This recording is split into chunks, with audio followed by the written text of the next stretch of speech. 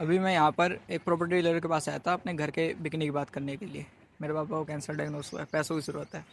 मैंने कहा बात करता हूँ। तो मैंने ज़िंदगी की ना सबसे बड़ी सीख देता हूँ, कभी भी ना ज़रूरत से ज़्यादा अच्छा मत बनो। मेरे परदादा जी देश के लिए गोली खा ली, सब कुछ बेच दिया।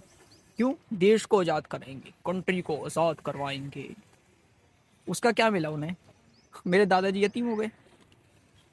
मेरे दादाजी, मेरे पापा तो फ्रीडम फाइटर थे, मैं भी देश के लिए कुछ करूंगा। 100 रुपये दुनिया भर के चोटों के निशान, कहानियां हम सुनते, पुलिस वालों ने मारा है, सब कुछ करा, देश आज़ाद भी हो गया।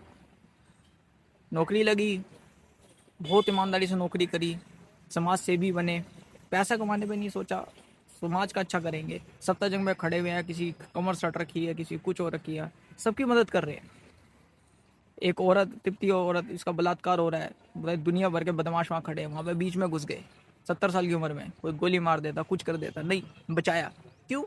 सोसाइटी का हम अच्छा करेंगे। फिर क्या हुआ?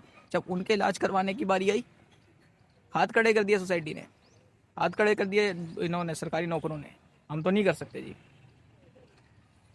फिर मेरे फादर, उन्होंने देखा उनके पापा को, अपने दादा को, मैं भी देश का अच्छा करूँगा। कोढ़ जिन लोगों को हो रखा, टीबी जिन लोगों को हो रखी, कैंसर जिन लोगों को हो रखा, उनके सुसु पोटी साफ कर रहे हैं, उनको खाने के लिए चीज़ें लेकर जा रहे हैं, वहाँ पे बिना लालच के झाड़ू पोछा कर रहे हैं। क्यों? यार इनका कोई नहीं है, इनके लिए हम खड़े हो जाएंगे तो इनमें हिम्मत बनेगी। उनको क्या हुआ? क्या हुआ? आज 2-2 कौड़ी के नेताओं के आगे, साले ब्यूरोक्रेट्स के आगे हमें गिड़ना पड़ता है कि सर प्लीज़ इलाज, बस जो काम है अपना कर दो ना, इलाज कर दो, इलाज इलाज इलाज इलाज। कोई बंगला वो नहीं मांग रहे।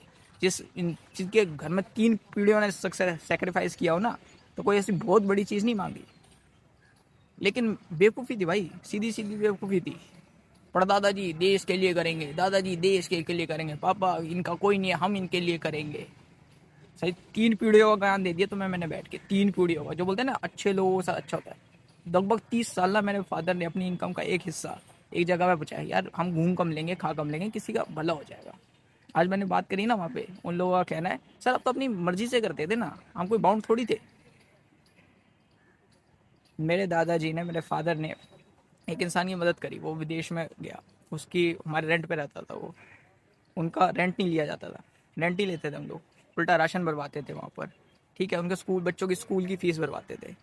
इतना किया, और कोई लालच नहीं था कि भाई कुछ हमें रिटर्न में मिलेगा, कुछ नहीं, बस यार ये फैमिली बन जाएगी, एक परिवार बन जाएगा, क्या हुआ। मैंने आज फ़ोन किया ना उन्हें, मैंने कहा जी ऐसे ऐसे बात है, अगर आप कुछ मदद कर सको ना। जी हमारे पास तो ना जहर खाने के भी पैसे नहीं है। मेरे हाथों से पसीने छूट गए। मत बनना भाई कभी जरूरत से ज़्यादा अच्छा। मेरे तो फादर है, मैं तो करता रहूँगा, मैं तो लास्ट टाइम तक करूँगा। जितना मैं कर सकता हूँ, जितना मैं कर सकता हूँ मैं उससे ज़्यादा करूँगा। मेरी बात होती तो शायद से मैं तो ऐसी ज़िंदगी पे, कसम से। मेरे को जीने मरने का इतना नहीं है। इन साले 2-2 कौड़ी के आदमी जिन्होंने ज़िंदगी में किसी का नहीं करा, उनके आगे मेरे फादर खड़े होते हैं।